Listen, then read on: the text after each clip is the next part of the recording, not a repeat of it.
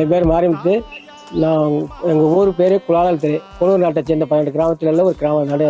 நாங்கள் ஆதி காலத்துலேருந்து எங்கள் தாத்தா பாட்டை முப்பாட்ட காலத்துலேருந்து இந்த தொழிலை செஞ்சுட்டு வர்றோம். முன்பான தொழில் நான் இப்போ 1990 பண்ணிகிட்ருக்கேன்.